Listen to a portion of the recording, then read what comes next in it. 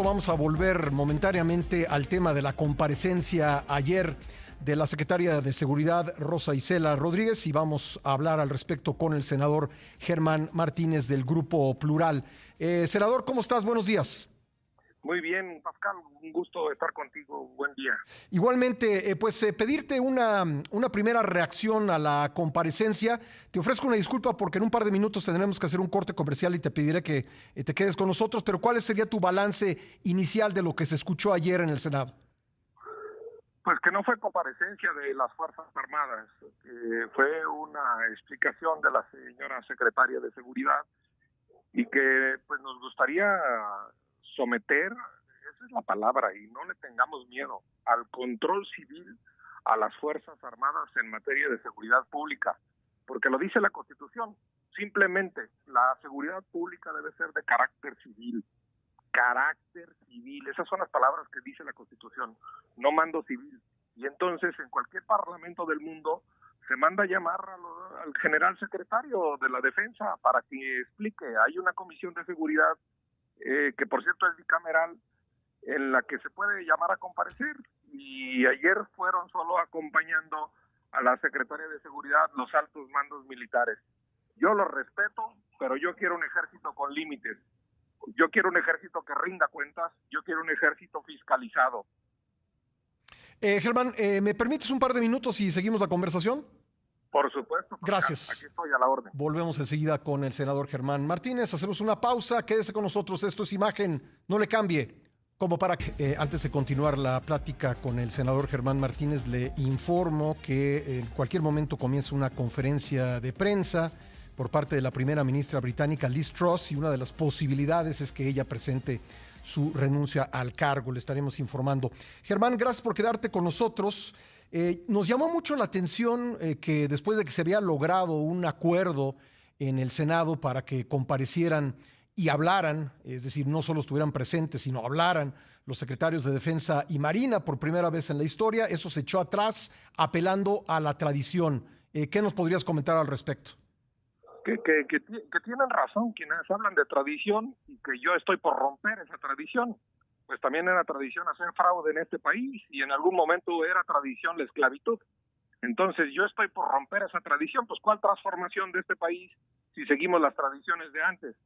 Y segundo, decir jurídicamente que la reforma que yo voté en contra, pero que hubo una mayoría a la Constitución para exigirle cuentas a los militares, todavía está en proceso de elaboración en los congresos locales. Uh-huh. Eso es absolutamente cierto, pero se puede, insisto, que se puede llamar a cualquier general, al secretario de la Defensa, a que rinda cuentas. Y eso era lo que yo quería.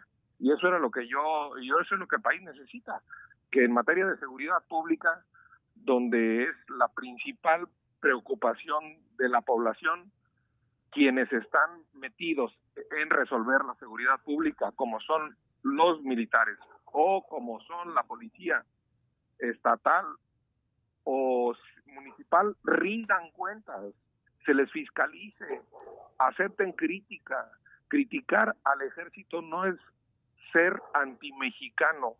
Empieza a regresar a aquella época en la que el partido, el Estado, la nación y el ejército son la misma persona, o son la misma cosa, o son el mismo concepto. No somos antimexicanos quienes criticamos a nuestro ejército.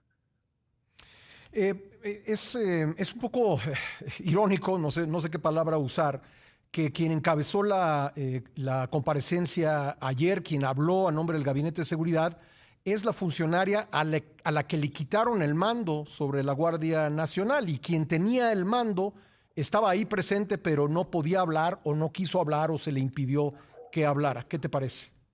Pues ese es el punto, Pascal. Yo quiero invocar a Benito Juárez. Benito Juárez en 1855, en la primera ley de reforma, que es la Ley Juárez, precisamente le quitó a los tribunales militares conocer de negocios civiles. Precisamente Benito Juárez dejó clara la frontera entre civilización y militarización. Entonces, Benito Juárez ahora ya se olvida, se desjuariza nuestro ejército y ahora unos civiles de la Guardia Civil, que es Guardia Nacional, que por cierto así le llamaba Benito Juárez, van a estar sometidos a la jurisdicción y a la competencia de los militares. Ahora es al revés. Y como tú bien lo dices, fue la Secretaría Civil a rendir cuentas de lo que hace la autoridad militar. Y entonces, pues esto es el mundo al revés de como lo soñó Benito Juárez, de como lo soñó el que fundó la República. Y quiero decir algo muy claro, la República es que todos valemos igual. No vale más un mexicano uniformado o un mexicano con sotana. Vale lo mismo un mexicano uniformado o un mexicano con sotana que uno que se pone bata blanca en un quirófano o que un periodista como tú que se pone una corbata o no se la pone para ir a trabajar. Todos en una república valemos igual. No valen más las insignias de un militar. No vale más un militar por tener armas y tiene que estar controlado por las fuerzas civiles, por los ciudadanos, como lo soñó Benito Juárez, que tanto invocan en la 4T y que hoy con esta militarización están traicionando. Pues Germán, vamos a seguir este tema con mucha atención. Luego tendrá que venir, de acuerdo con la reforma que se está aprobando en los congresos locales, pues un informe semestral, pero en las actuales condiciones, pues habrá que estar atentos a cómo se da. Te agradezco mucho que me hayas tomado la llamada. Al contrario, Pascal, muchas gracias. Adiós. Gracias a Germán Martínez. Bueno, le informo que Liz Truss, la primera ministra